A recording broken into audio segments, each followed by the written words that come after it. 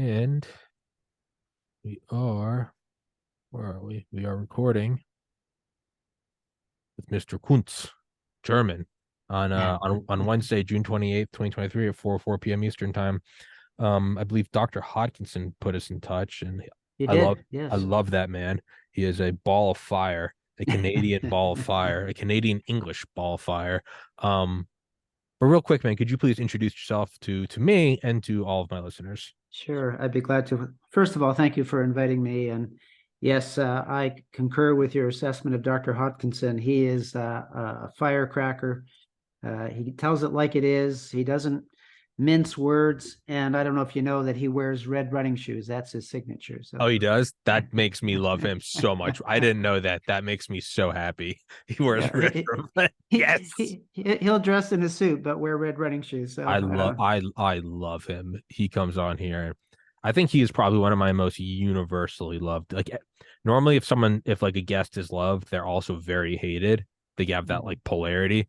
I think Hodkinson is one person that everyone's like, dude, that guy's awesome. The guy's awesome. He is just a ball of magma and just lava.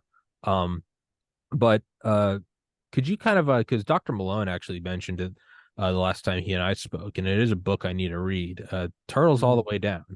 right, right. Well, let me give you my background first and tell you Sure. how I got into this mess that I'm in. My son Joshua, who was born in 1984, was severely injured by his very first vaccine shot at 5 months of age. Josh developed an uncontrolled seizure disorder that he had his entire life. It caused him to his functioning to regress to the level of a 2-year-old. So he required 24-hour care. He could never be left unattended because of the uncontrolled nature of his disorder. Passed away in 2017. But as a result of the injury Sorry. to my son, I began to research vaccines. You know, I should have done that homework before I agreed to have him vaccinated, but I was like most people that just assumed that what I was being told was factual and true, and that the responsible thing to do was to accept any and all recommended vaccines. And so I've been researching the topic for 35 years. And then in 2014, I joined an organization called Vaccine Choice Canada, which has actually been around since 1982. So it's got a 41-year history of advocating for informed consent and protecting a parent's right to make medical decisions for their children. And then, I've just continued this journey of that advocacy.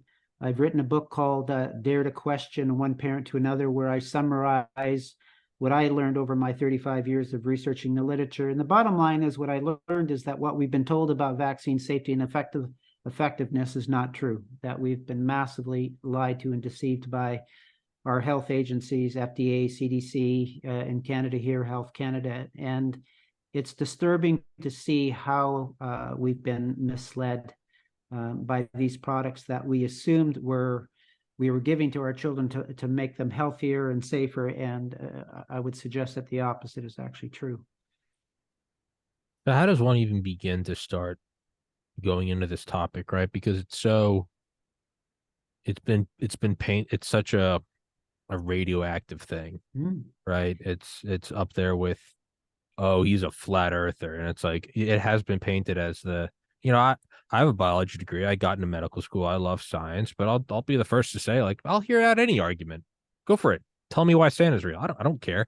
But yeah, there seems to be more and more doctors, not me, but doctors on my show saying, like, yeah, we maybe should give these things a second glance. And I'm hesitant to go into it because again, it's so radioactive. But I've also been banned from every major platform for discussing wrong things. So what do I care? Let's go for it.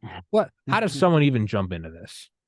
Well, again, I started innocently enough. I mean, I assumed, as I said, that vaccines were safe and effective and necessary, and there was no doubt in my mind because that's what I had been told. When my son was injured, I was actually a graduate student at the University of British Columbia. I had access to the medical library, and I began to do research on the particular vaccine product that harmed my son. It was the DPT shot, which is diphtheria, pertussis, which is whooping cough and tetanus. And what I discovered back in the early 80s is that it was causing so much neurological injury to children that the vaccine manufacturers approached your Congress and said, if you don't give us legal immunity for injury caused by vaccines, we're going to get out of the business, because we're losing $20 for every dollar we make because of legal costs and damages. And that was actually the basis. That vaccine product, the DPT shot, was the basis of your 1986 Vaccine Injury Act that gave legal immunity to vaccine manufacturers. So what I learned was that that product was very dangerous, and it has since been withdrawn from the North American market. They've replaced it with a different type of product that is safer but less effective. But unfortunately, that product is still being used in third world countries. And there was a study that came out in 2017 by Dr. Peter Abe, who revealed that children that had received the DPT shot were 10 times more likely to die than children who didn't. And that evidence should have immediately caused a halt globally to the use of that product, and it hasn't. And you know, those are the kinds of things that when you begin to do a dive, you start to realize that you know, the narrative of vaccines, they've done a masterful job of branding anything that you inject into the arm of a baby as a vaccine and calling it safe and effective. And when you begin to do the research and the science in particular, and what, you know, the conversation that I had with Roger was around the fact that none of the vaccines on the childhood vaccination schedule were tested against a neutral placebo. And we would assume that that's a given, that that's a standard protocol for testing any pharmaceutical product. As you have a control group, you have a subject group, and you compare the safety profile against something that's inert and neutral. And when I came to the realization that none of the vaccines were tested against something that was inert, you realize the level of fraud that's involved in the vaccine safety testing. So it's actually a disturbing topic to get into, Tommy. Yeah, I think Dr. Hodgkinson said that at the end of our last interview. He was like, yeah, none of these have ever been tested against a placebo. Yeah. And I was like, yeah, no. I was like, that's why the COVID vaccine is so dangerous. And he was like, no, every vaccine. And I was like, what? And again, yeah, it has been so successfully painted as just, don't touch, this is verboten. You are not to question. Right. And I mean, I'll be the first to say I have no idea. I could be absolutely wrong. I might look back at this episode in a year and go, God, I'm an idiot. But there are more and more of these. And I think it's also, I've interviewed several COVID vax injured people. I mean, I just had on a woman 2 weeks ago. She's 4 years older than me, and she had a stroke, and she doesn't have a period anymore, and she can't have kids. Excuse me. And then I look at that and I go, well, is it that this is the first time any of this is happening? Or, and this is what I tend to believe, is that COVID was so huge that these little things we never really noticed, like if you get a really high resolution camera like this and you zoom in, you'll notice like pimples and freckles that you maybe didn't notice before, versus if you just do a camera FaceTime on your phone, your face is a little smoother.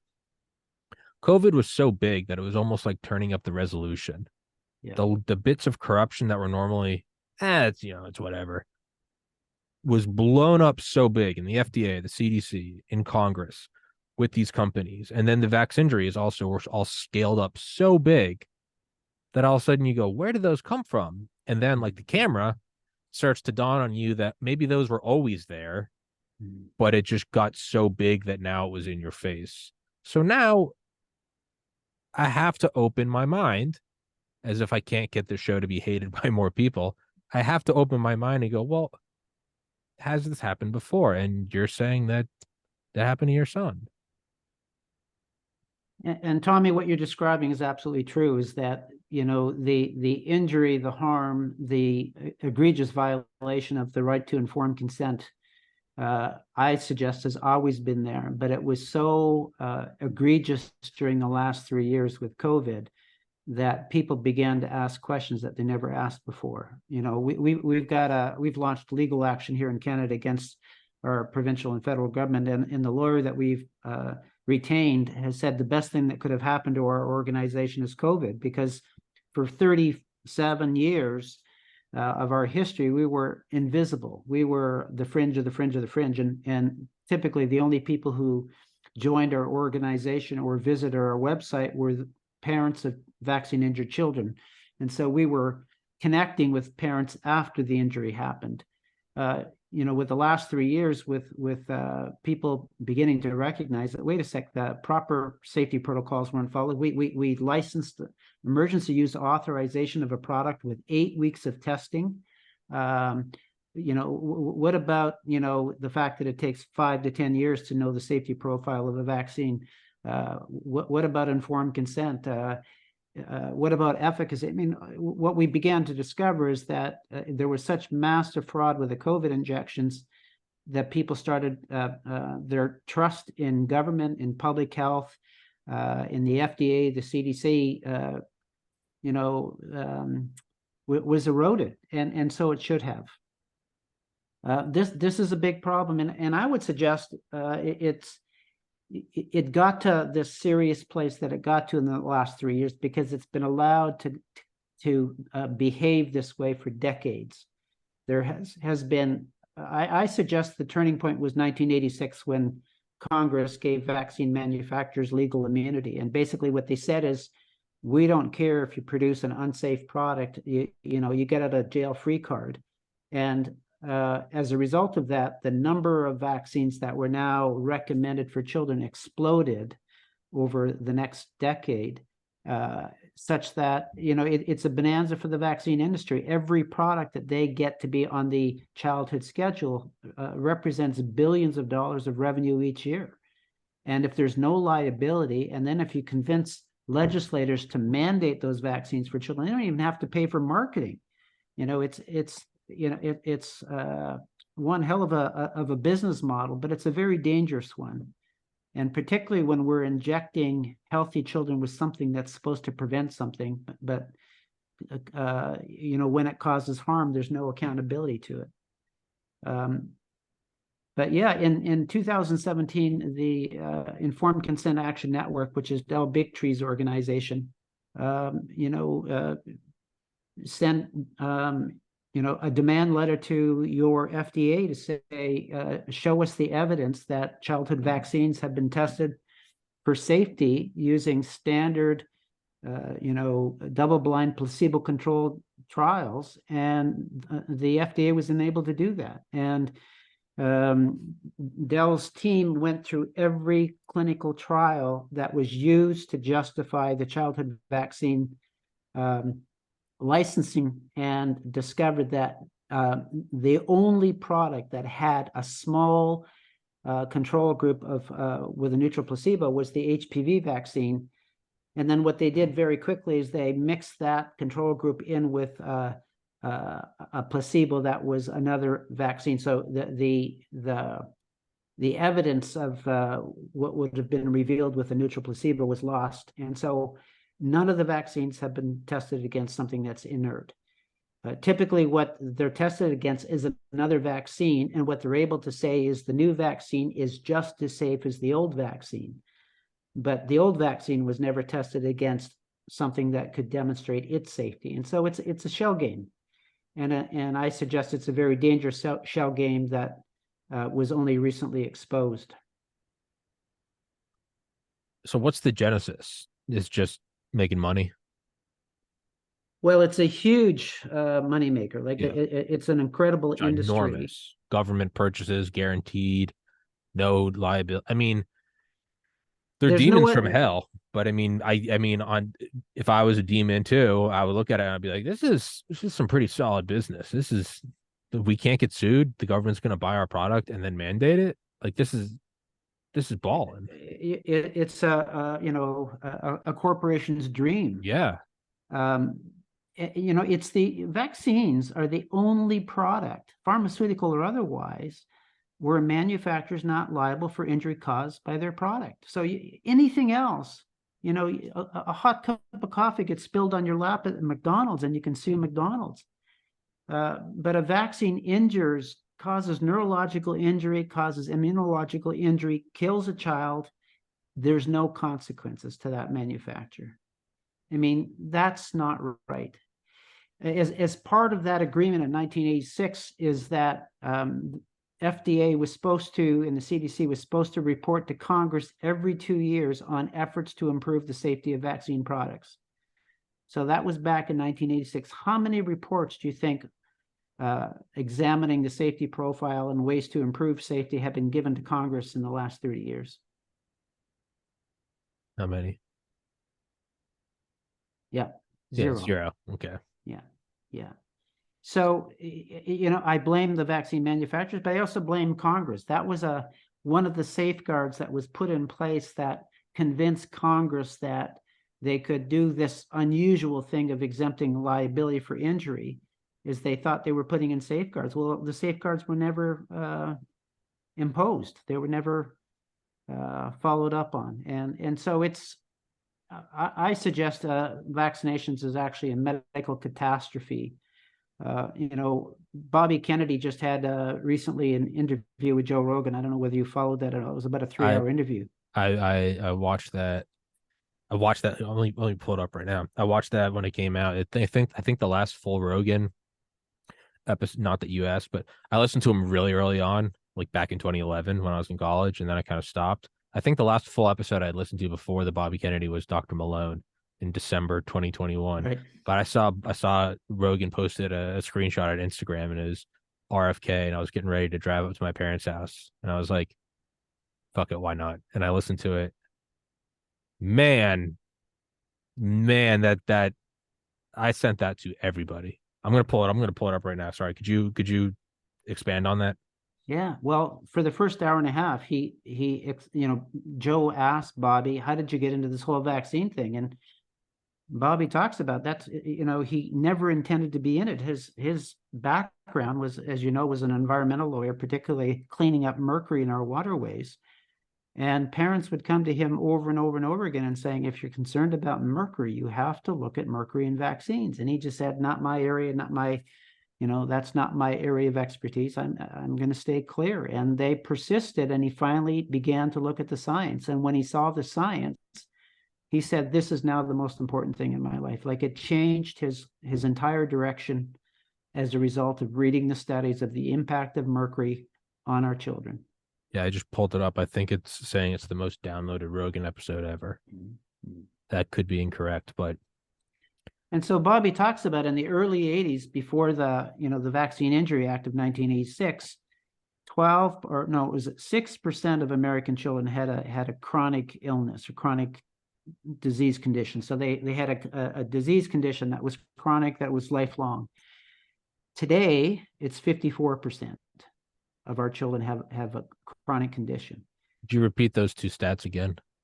So in the early 80s, before all of these vaccines, back in the early 80s, there was only, I think, 3 vaccines that were typically given to children. Now there are 16 or 17 different vaccines, and when you include the number of doses, because some of these vaccines you're given 3, 4, 5 or more doses, up to the age 70s. Of 18, a child in America and Canada will receive at least 72 doses of vaccines. And that doesn't include COVID. So you add COVID, and potentially it's over 100, right? Yeah, you had COVID, and that's another 9,000 boosters. But that is wild. And what was the percentages again of 54%? So in the early 80s, it was around 6% of children had a chronic health condition. Today, it's 54%. And these are conditions that they're not acute and disappear after 2 weeks like most of the infectious diseases that we develop vaccines for. These are lifelong chronic conditions: asthma, allergies, neurological injuries, seizure disorders, autism, immune function disorders, learning disabilities. I mean, on and on and on, that they don't go away. So you asked about, the business model of vaccines. One is what they actually sell, in, the profits they make in selling vaccines. The other one is the products they make in producing pharmaceuticals for the injury caused by their vaccines. So, kids are on all kinds of medication now because they're sick. They're chronically sick. So they're, yeah, isn't Pfizer or Moderna? I think they're producing a product for myocarditis. Oh, yeah. So there's Tommy, there's a perfect example. So they push these COVID injections. I'm not going to call it a vaccine because it doesn't do anything that we think a vaccine does. And the consequence is very clear evidence that it causes myocarditis, particularly in young men. And so what do? Rather than stop a dangerous product, now they come out with a new product to help alleviate the symptom of myocarditis. Well, this is a rabbit hole that just keeps going and going and going. And it's disturbing because, parents like myself willingly, I would say naively, had our kids injected because we thought it was the right thing to do. And I suggest probably most parents were like me, that we didn't do any homework. We didn't read anything. We didn't do any research. We accepted a significant medical intervention that has lifelong consequences on faith, on belief. And what we say in my organization is we want parents to make an informed decision. So if you want to vaccinate, God bless you, but can we help you to at least make an informed decision? And then what happened over the last 3 years, we even took away that opportunity. It doesn't matter if you're informed, you still have to take the shot if you want to have a livelihood, if you want to travel, if you want to, get medical care. I mean, what I suggest happened over the last 3 years is state-sponsored extortion. I think what's happened is actually tragic, but then the blessing is, as you've said a few minutes ago, it was so egregious that people are now asking questions they didn't ask before. But it's disturbing. And you started off this conversation before we began recording about feeling anxious. What I say is, if you're not anxious, if you're not depressed, you're not paying attention. If you're not looking outside and be like, yeah, man, it's wild. I wish I could put my head in the sand. I mean, I really do, but I mean, you can't believe in Santa once you stop. You can't. Exactly. You can't. And I get it on like a human level. I completely understand. Why would you want to be conscious of all of this? If I'm on a plane and it's going to crash, give me a morphine shot. Knock me out. I get it. But we are awake and we are paying attention, and you have to act. The burden is now on us morally and ethically. That's how I feel, Tommy. When you see what we see, you have a moral responsibility to tell others. And so, I sometimes say is that, well, I've spent the last many decades of my life advocating for informed consent and choice, but I don't feel like I have a choice whether to do this work or not.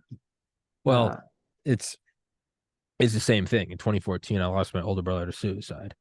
I don't have, and so people ask me, they're, why are you so open? Because I'm, as you can tell, I'm very open. I'll be talking to anyone and I'll be like, yeah, so, I'm an anxious, depressed mess. And people are always like, you tie that into everything. And it's, well, I have to, because part of the thing is, even in just the last 9 years, mental health has become more of a mainstream topic, the Overton window has shifted. It is now, it's not something you got to keep quiet. It's not something you got to be embarrassed about. It still has work to do, but people are very open about talking about it now, right? Even 9 years ago, though, it really wasn't. And to me, I'm like, I don't have a choice. Like, this is what I have to do.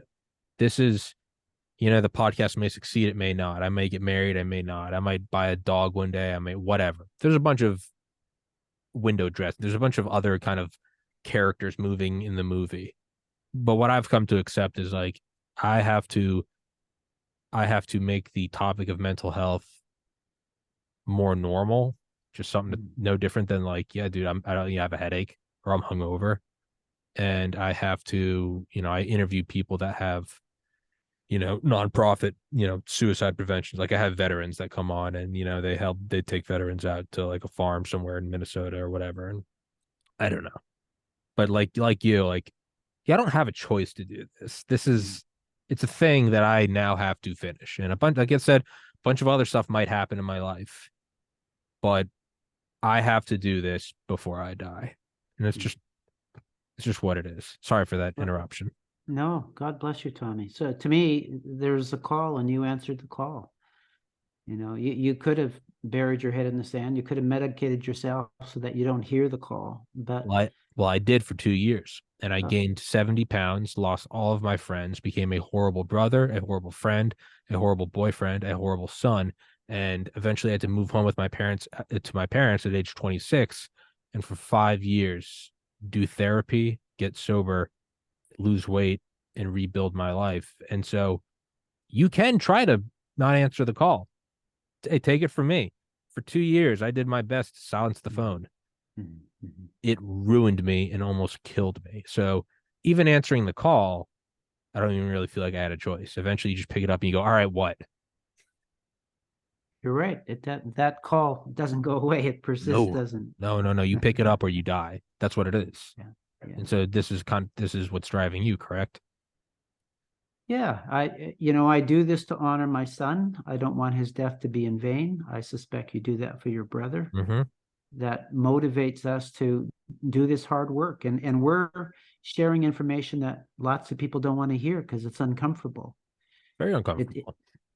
it challenges our perceptions of the world, of what we thought is real or what's true. But when you see what you see and what I see, I feel that I have a moral responsibility that I have to honor. To not to do that feels so inauthentic. I can't stand it, right?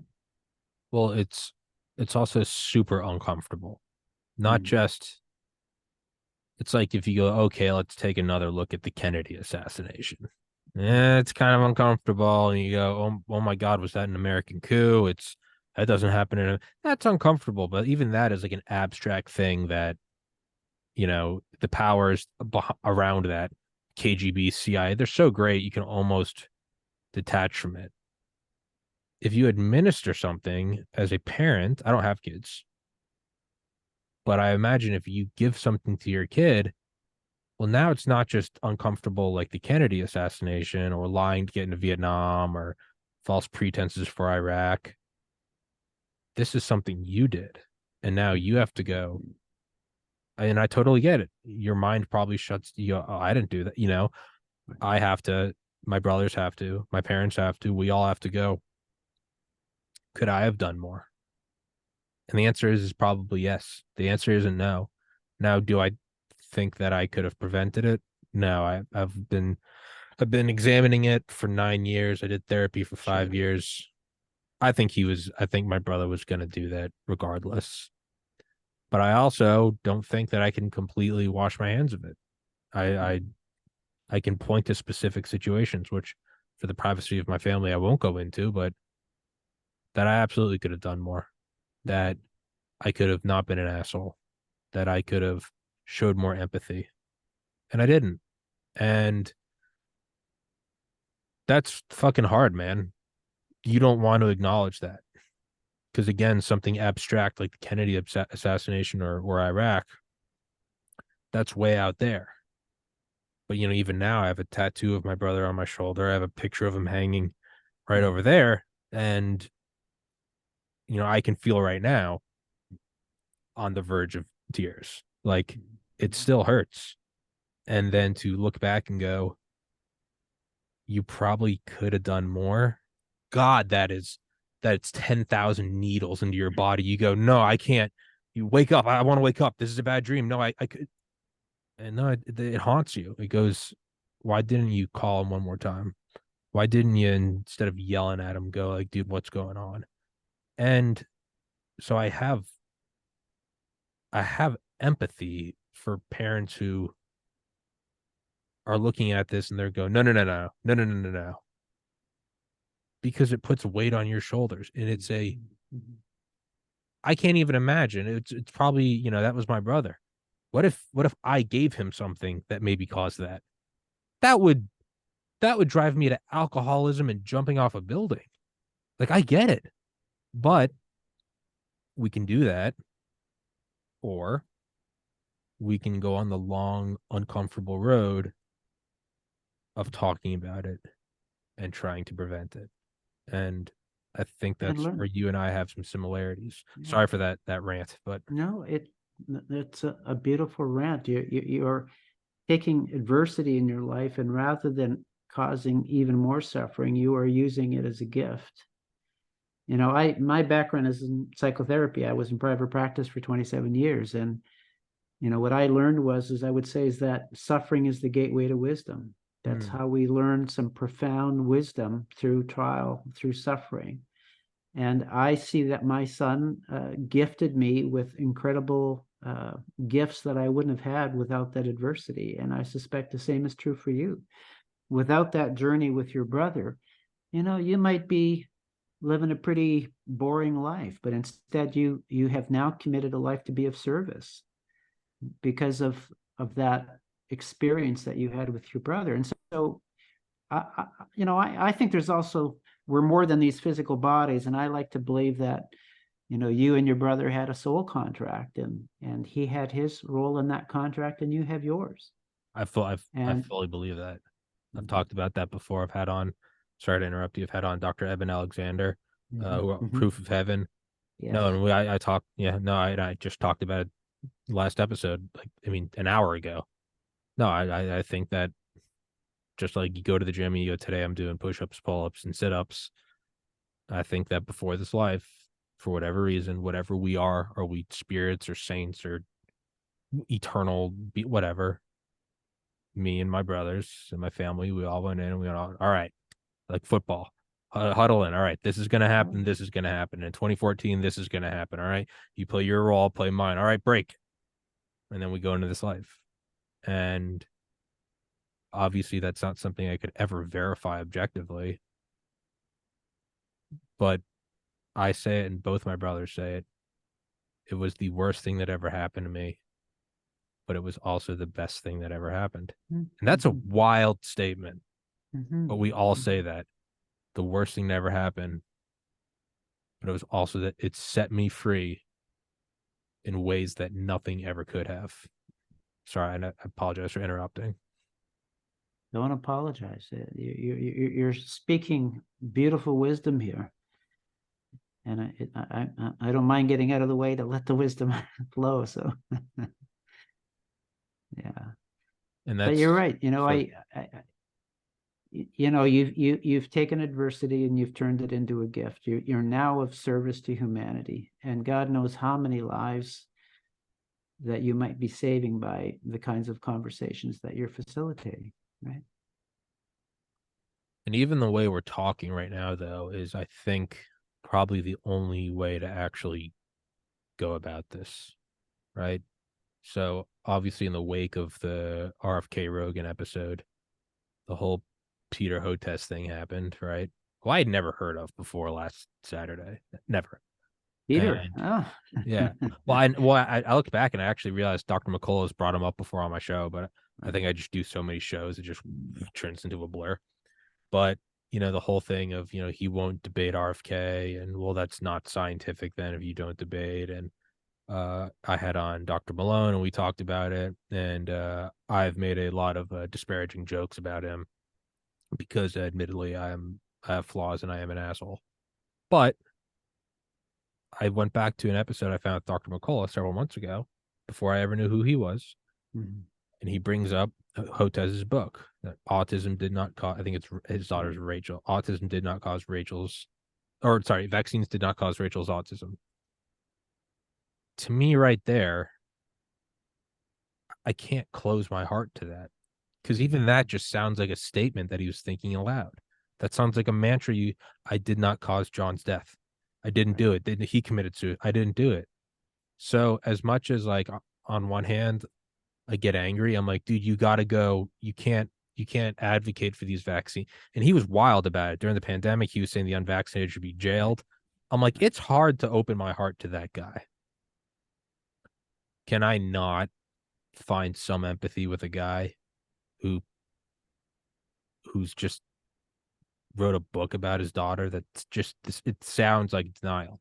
Vaccines did not cause Rachel's. That sounds like something you say to yourself when you're drinking on the floor by yourself. I didn't do it. I didn't do it.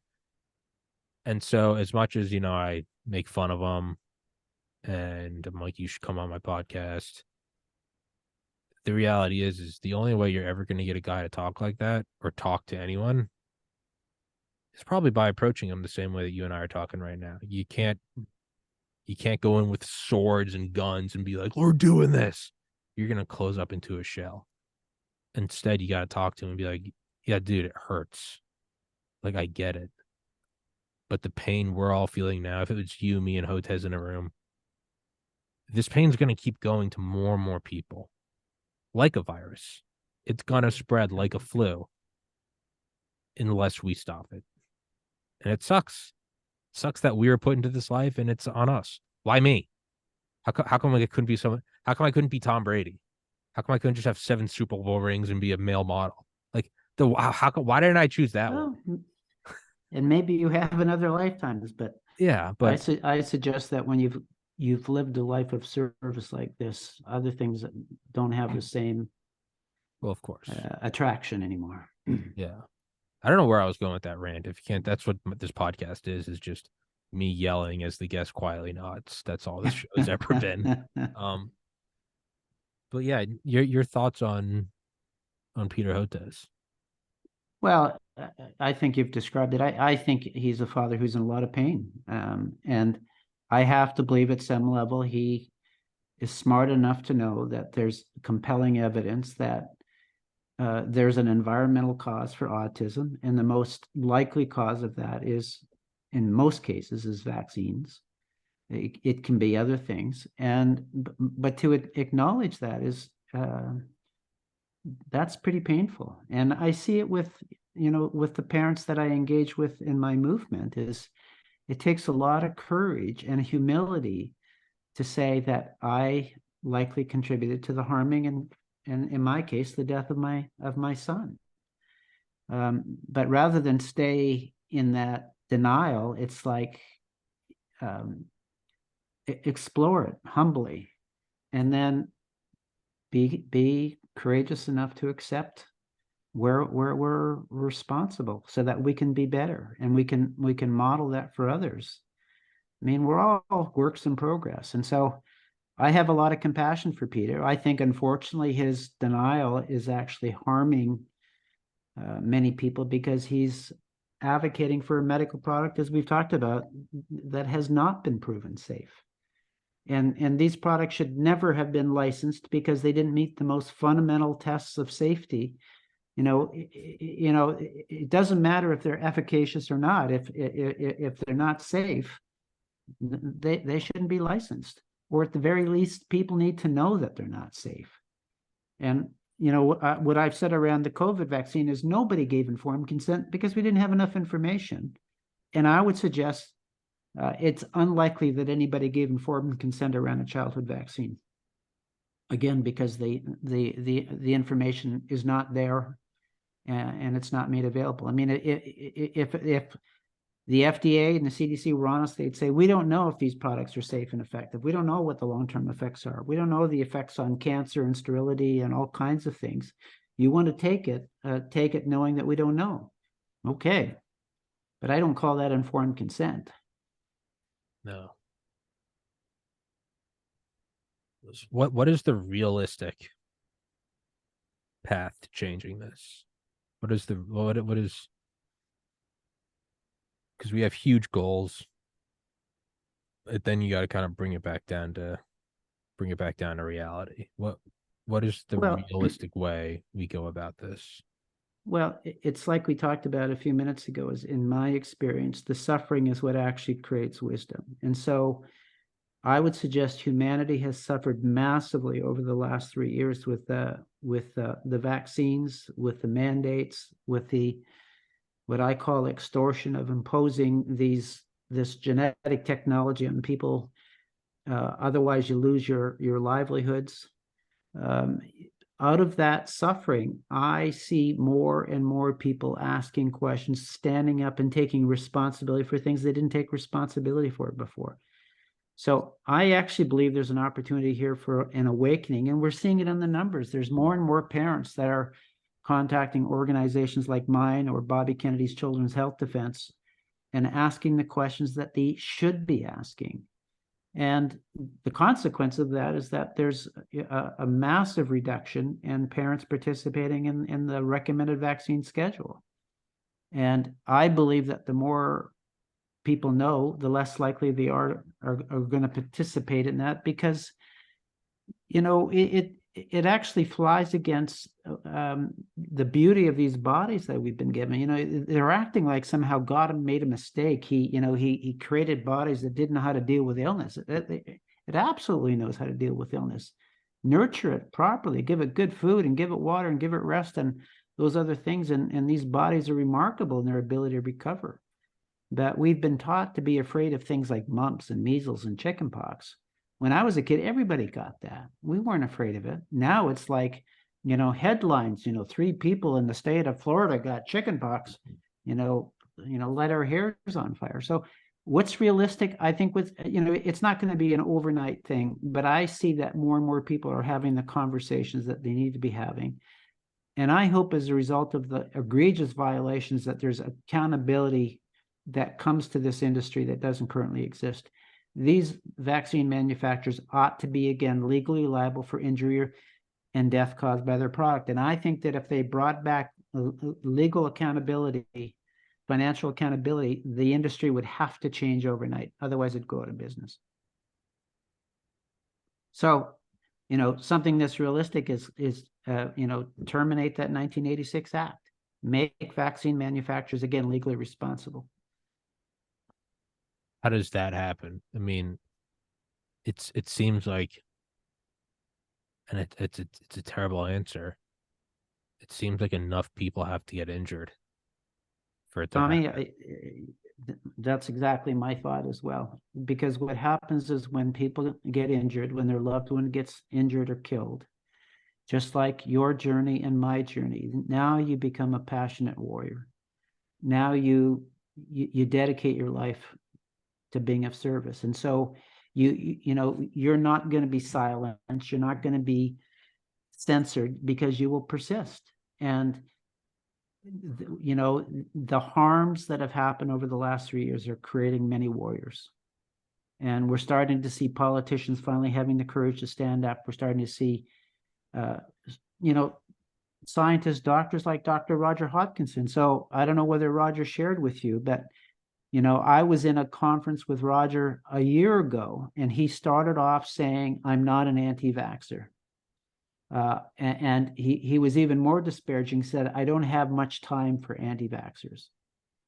And so I actually spoke after him, and I said, well, I am an anti-vaxxer because I have seen the harms. I've done my homework, and it's not a product that I will ever entertain again unless they follow appropriate safety protocols. And we left it at that.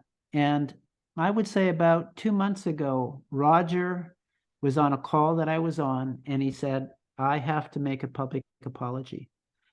And he said, I didn't have time for anti-vaxxers, and I realized I hadn't done my homework, and I apologize. And he said it in front of a whole group of people. This was a Zoom call. And so I emailed him afterwards, and I thanked him for publicly apologizing because he hadn't done his homework. And he sent back a picture of a crow on a dinner plate. And he said, I had to eat crow, and it had to be done publicly. Oh, I love Dr. Hodgkinson. God, I love that man. And he's not the only doctor that has reached out to me in the last year and apologized and said, I was just as manipulated and just as deceived as the public, maybe more so. And I realize now that you did your homework and I didn't. And so, every one of those is a victory.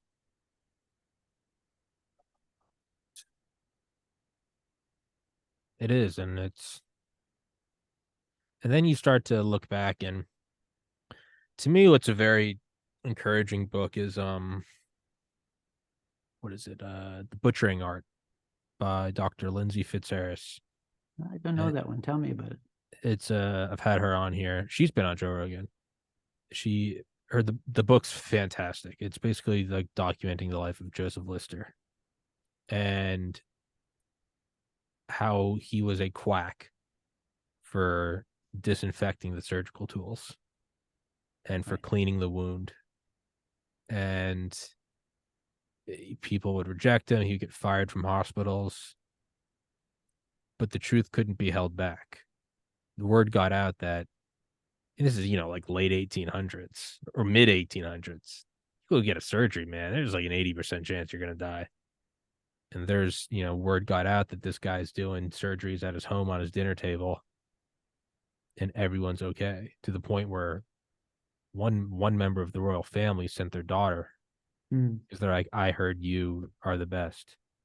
And, he was like, I am. And, she was fine. And he got, he would constantly be kicked out of hospitals, and then he'd be invited back, and they'd be like, can you just keep your whole quackery to yourself? And he'd kind of just be like, nah, screw you. Came to the United States, and he went on a tour. He was basically laughed out of town because, this was during the Civil War. They're like, no, you just pack some mud into the wound. And it, with enough time, it became accepted. Right. And think of how just baseline that is to you and me. What became accepted? That you should clean your hands before you operate on someone. Yeah, no shit. You clean your hands when you go to the airport. What are you talking about? Well, there was a time when that was wild. There was a time when that was like, do you also believe the earth's flat? But now we have, Listerine. Where do you think that name comes from? It's literally from him.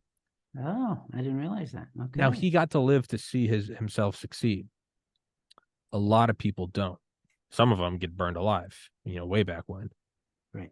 But it doesn't make it any less truthful. The antiseptic technique, the biological, physical fact that you should use ethanol to clean a wound or clean a surgical spot, that just is. It doesn't care. Gravity doesn't care about you. The sun shining doesn't care about you. You can accept it. You can not accept it. You can make fun of it. It doesn't care. It just is. He pushed the truth because it just is. And it was saving lives. And so, to me, it's inspiring. It's sobering. Yeah, you're going to get laughed out of town. But if your goal is to save lives, which his was, you can't put that down. That's your calling. You have to and who cares if they laugh you out of town? Does anyone remember the people that laughed him out of town? No, we look back at them and we go, oh yeah, those barbarians that burned the astronomer. No, we look at them like animals.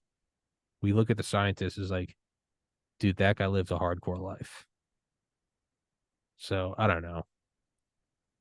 That's what I kind of think about. Great story. Fantastic book.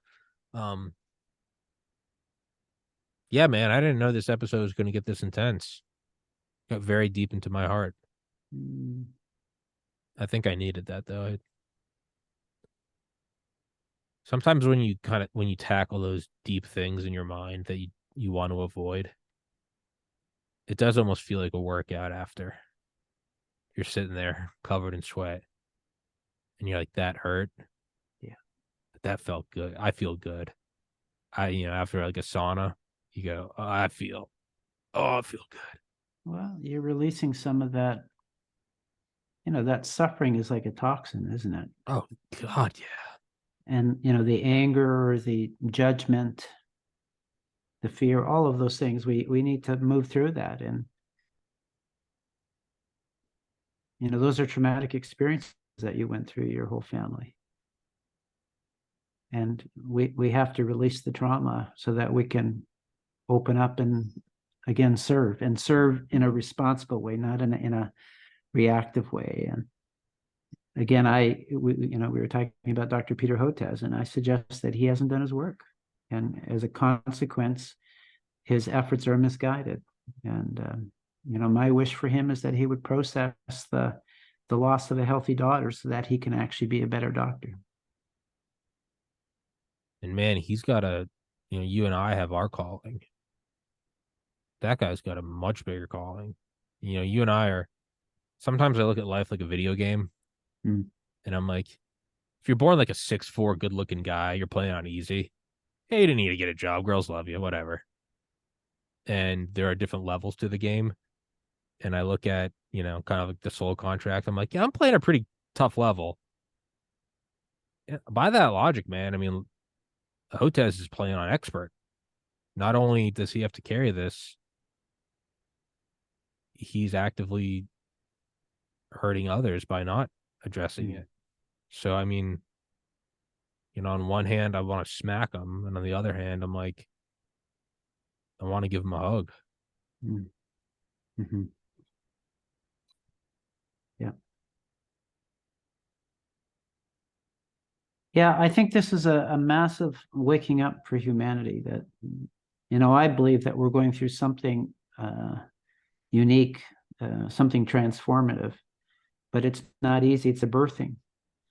And it means we have to let go of what doesn't work. We have to, stretch and stand up and take responsibility for things that we haven't before.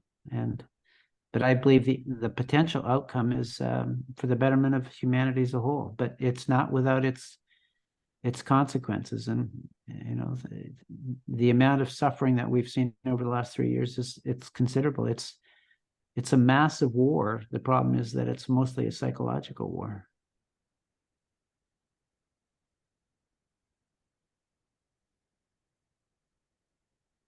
Yeah, I don't know. I'm kind of speechless.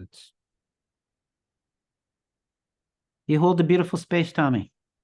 So do you. You're doing good work. It's so weird because like I'll have episodes with like friends where we're just talking about the most unholy stuff, just swearing and just being idiots. And then like a light switch, I'll turn that off and I'll have another episode like this. And it's like walking out of a rainstorm into like a warm house or vice versa. It's just a total 180 degrees where it's like I had no idea how deep this conversation was going to get. But it's a wild experience, just kind of objectively. The podcast, it's very odd.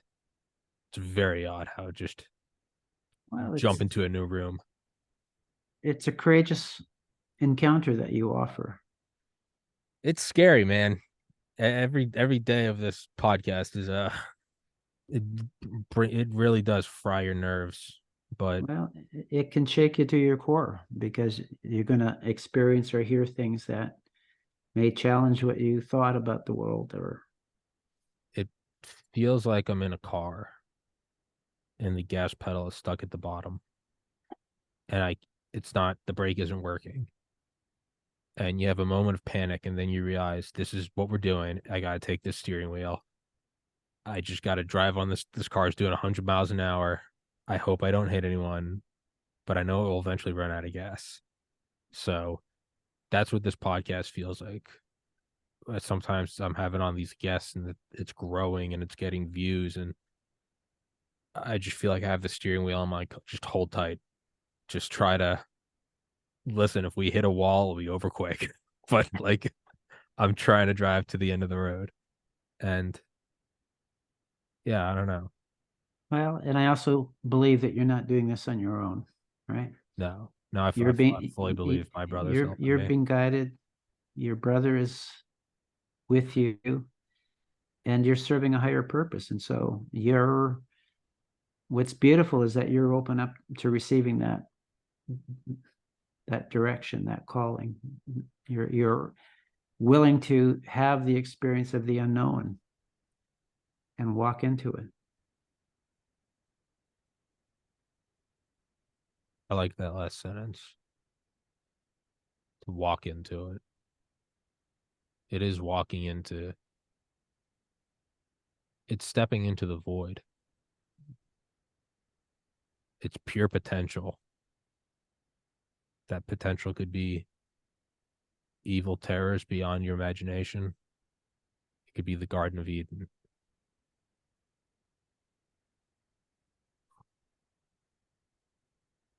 I think I'm gonna go sit down after this show. I'm gonna sit down for a minute and just all right.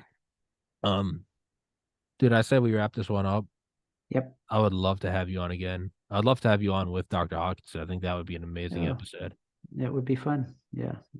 Dude, I really appreciate you coming on, and I appreciate you have a very loving, warm aura. And when I've done 1,200 episodes, almost 1,300,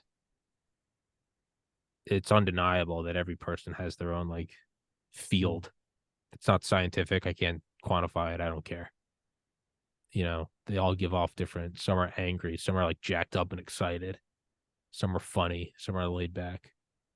You have it. Dr. Alexander has it. Who else has it? A couple other people have it, where it kind of feels like you're getting into a hot tub, and it's a good one. So that's my compliment to you. Not that you needed it, but I'd love to have you on again, man. I'll email you this episode. And yeah, any closing statements? I'll let you wrap it up. Well, thank you for holding this space and being of service to humanity. And I'm going to find you some more fans, Tommy. So, my man, Mr. Kuntz, thank you for coming on here, dude. That was a beautiful episode. And thanks for inviting me. And I heard this on a Rogan episode early on with some guy that said, true enlightenment is not being scared to express love. So even though you're someone I just met, I would like to say, I love you from the bottom of my heart. So thank you, sir. Thank you, Tommy. And I love you, and I love what you're doing. Thank you, sir. Let's wrap this one up, guys. All right. Thank you so much for watching. I'll email you this episode. We'll get Dr. Hodgkinson on. Until next time, take care. All right. Thank you so